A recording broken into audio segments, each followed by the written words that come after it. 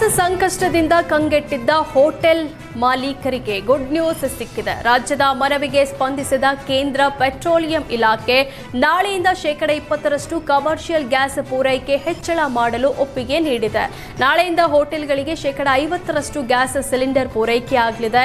ಈ ಬಗ್ಗೆ ಪ್ರತಿಕ್ರಿಯಿಸಿದ ಹೋಟೆಲ್ ಮಾಲೀಕರ ಸಂಘದ ಅಧ್ಯಕ್ಷ ಪಿಸಿ ರಾವ್, ಕಮರ್ಷಿಯಲ್ ಸಿಲಿಂಡರ್ ಅಭಾವದಿಂದ ಬೆಂಗಳೂರು ಹೋಟೆಲ್ಗಳಿಗೆ 150 ಕೋಟಿ ನಷ್ಟ ಆಗಿದೆ. ದಿನದಿಂದ ದಿನಕ್ಕೆ ಹೋಟೆಲ್ಗಳು ಬಂದ್ ಆಗುವ ಸಂಖ್ಯೆ ಹೆಚ್ಚಾಗ್ತಿದೆ. ಕಳೆದ ವಾರ 100 ಕೋಟಿ, ಈ ವಾರ 50 ಕೋಟಿ ನಷ್ಟ ಆಗಿದೆ ಅಂತ ಹೇಳಿದ್ರು. ಸದ್ಯ ಸಿಲಿಂಡರ್ ಇಲ್ಲದೆ ಪರದಾಡಿದ್ದ ಹೋಟೆಲ್ ಮಾಲೀಕರು ನಿಟ್ಟುಸಿರು ಬಿಟ್ಟಿದ್ದಾರೆ.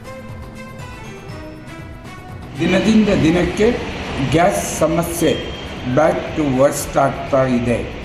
ಈಗಾಗಲೇ 100 ಕೋಟಿಗಿಂತ ಹೆಚ್ಚಿಗೆ ನಷ್ಟವಾಗಿದ್ದು, ಈ ವಾರದಲ್ಲಿ ಮತ್ತೊಂದು 50 ಕೋಟಿ ಹೆಚ್ಚುವರಿ ನಷ್ಟವಾಗಿದೆ.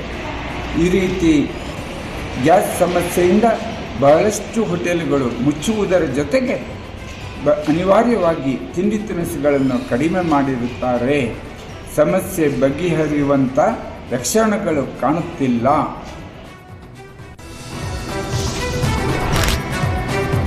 ಆಟೋಗೆ ಎಲ್ಪಿಜಿ ಗ್ಯಾಸ್ ಸಿಗದೆ ಆಟೋ ಚಾಲಕರು ಕಂಗಾಲಾಗಿದ್ದಾರೆ. ಈ ಬಗ್ಗೆ ಆಟೋ ಚಾಲಕ ಅಳಲು ತೋಡಿಕೊಂಡಿದ್ದು, ಬೆಳಗ್ಗೆ 4 ಗ್ಯಾಸ್ ಸ್ಟೇಷನ್ಗೆ ಹೋಗಿದ್ದೆ, 4ರಲ್ಲಿ 3 ಎಲ್ಪಿಜಿ ಗ್ಯಾಸ್ ಸ್ಟೇಷನ್ ಬಂದ್ ಆಗಿದೆ. ಗ್ಯಾಸ್ಗೆ 91 ರೂಪಾಯಿ ಆಗಿದೆ. ಆಟೋ ಓಡಿಸಿ ಜೀವನ ಮಾಡೋದು ಹೇಗೆ ಅಂತ ಆತಂಕ ವ್ಯಕ್ತಪಡಿಸಿದ್ದಾರೆ. ಸರ್ಕಾರ ನಮ್ಮ ನೆರವಿಗೆ ಬರಬೇಕು ಅಂತ ಮನವಿ ಮಾಡಿದ್ದಾರೆ.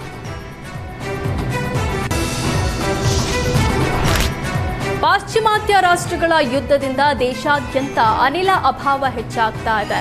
ಈ ಮಧ್ಯೆ ಅಮೆರಿಕಾದಿಂದ ಕರ್ನಾಟಕದ ಮಂಗಳೂರು ಬಂದರಿಗೆ ಕಾರ್ಗೋ ಎಲ್ಪಿಜಿ ಹಡಗು ಆಗಮಿಸಿದ್ದು, ತೈಲ ಬಿಕ್ಕಟ್ಟಿಗೆ ಸ್ವಲ್ಪ ಬ್ರೇಕ್ ಬೀಳುವ ಲಕ್ಷಣ ಕಾಣ್ತಿದೆ.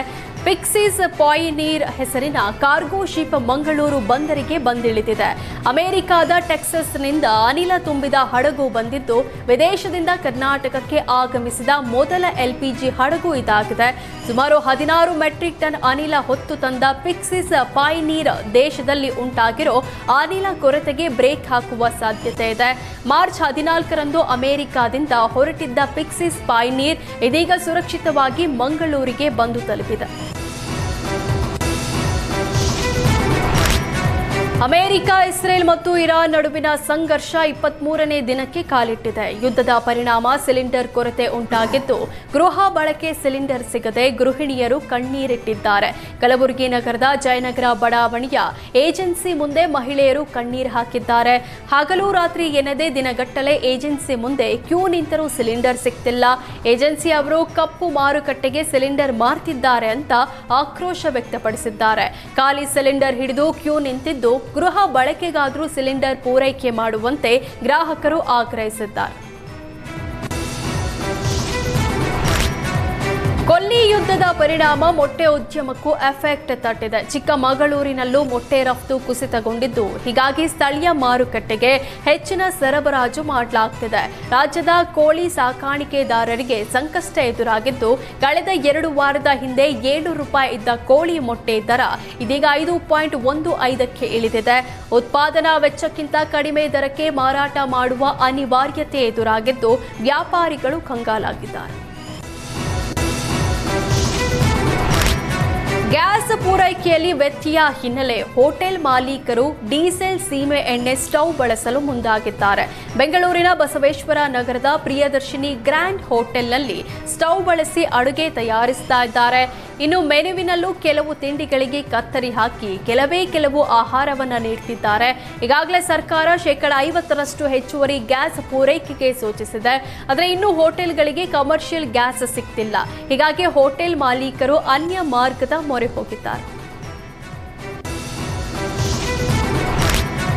ಡಿಆರ್ಐ ಅಧಿಕಾರಿಗಳು ಭರ್ಜರಿ ಕಾರ್ಯಾಚರಣೆ ನಡೆಸಿ 9 ಕೋಟಿ ಮೌಲ್ಯದ ಡ್ರಗ್ಸ್ ವಶಕ್ಕೆ ಪಡೆದಿದ್ದಾರೆ. ದೆಹಲಿಯಿಂದ ಬೆಂಗಳೂರಿಗೆ ನಾಯಿಗೆ ನೀಡೋ ಆಹಾರದ ಪ್ಯಾಕೆಟ್ನಲ್ಲಿ ಡ್ರಗ್ಸ್ ಸಾಗಾಟ ಮಾಡ್ತಾ ಇದ್ರು. ರಾಜಧಾನಿ ಎಕ್ಸ್ಪ್ರೆಸ್ ರೈಲಿನಲ್ಲಿ ಡ್ರಗ್ಸ್ ಸಾಗಾಟ ಮಾಡ್ತಾ ಇದ್ದ ಓರ್ವನನ್ನ ಬಂಧಿಸಲಾಗಿದೆ. ಬಂಧಿತ ವ್ಯಕ್ತಿಯ ಜೊತೆ ಸಂಪರ್ಕದಲ್ಲಿದ್ದ ಮತ್ತಿಬ್ಬರು ಕೂಡ ಲಾಕ್ ಆಗಿದ್ದಾರೆ. ಬೆಂಗಳೂರಿನಲ್ಲಿರುವ ಬಂಧಿತರ ಮನೆಯಲ್ಲಿ 40 ಡೆಬಿಟ್ ಕಾರ್ಡ್, 70ಕ್ಕೂ ಹೆಚ್ಚು ಸಿಮ್ ಕಾರ್ಡ್ ವಶಕ್ಕೆ ಪಡೆಯಲಾಗಿದೆ.